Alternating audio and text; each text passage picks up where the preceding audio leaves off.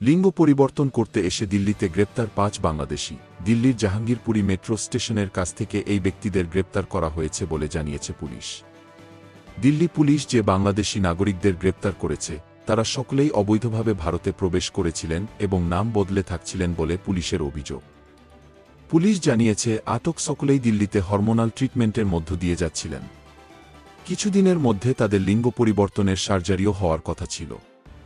বিশেষ সূত্রে খবর পেয়ে দিল্লি পুলিশের একটি স্পেশাল টিম ওই অঞ্চলে কয়েকদিন ধরে নজর রাখে ওই ব্যক্তিদের উপর। শেষ পর্যন্ত তাদের গ্রেপ্তার করা হয়। পুলিশ জানিয়েছে প্রাথমিক জিজ্ঞাসাবাদের পর ওই ব্যক্তিরা জানিয়েছেন তাদের কাছে পাসপোর্ট, ভিসা কিছুই নেই। পশ্চিমবঙ্গের সীমান্ত তারা পার করে এজেন্টের সাহায্যে সেখান থেকে তারা দিল্লি এসে পৌঁছায়। দিল্লিতে তারা লিঙ্গ পরিবর্তনের চিকিৎসা করাচ্ছিলেন। পুলিশের দাবি, নিজেদের পরিচয় গোপন করার জন্যই ওই লিঙ্গ পরিবর্তনের কথা ভাবছিলেন তারা।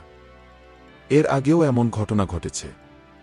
আটক ব্যক্তিদের পরিচয় পুলিশ জানিয়েছে যে ৫ জনকে গ্রেপ্তার করা হয়েছে তাদের নাম মোহাম্মদ শাকিদুল, তিনি শেরপুরের বাসিন্দা। মোহাম্মদ দুলাল আক্তার ওরফে হাজরা বিবি, তিনি জামালপুরের বাসিন্দা। মোহাম্মদ আমিরুল ইসলাম ওরফে মনিকা, তিনি ঢাকার বাসিন্দা। মোহাম্মদ মাহির ওরফে মাহি, তিনি টাঙ্গাইলের বাসিন্দা। সাদ্দাম হোসেন ওরফে রুবিনা, তিনি দিনাজপুরের বাসিন্দা। প্রত্যেকেই হরমোনাল থেরাপি করাচ্ছিলেন। লিঙ্গ পরিবর্তনের প্রাথমিক সার্জারিও শুরু হয়েছিল। পুলিশ জানিয়েছে এদের প্রত্যেকের কাছ থেকেই জাল পরিচয়পত্র পাওয়া গেছে। এই পরিচয়পত্র দেওয়ার কাজ করে ভারতের কিছু চক্র। বস্তুত গত মার্চ মাসে দিল্লিতে অভিযান চালিয়ে এমন বেশ কিছু চক্রের হদিস পেয়েছে পুলিশ। Desk report.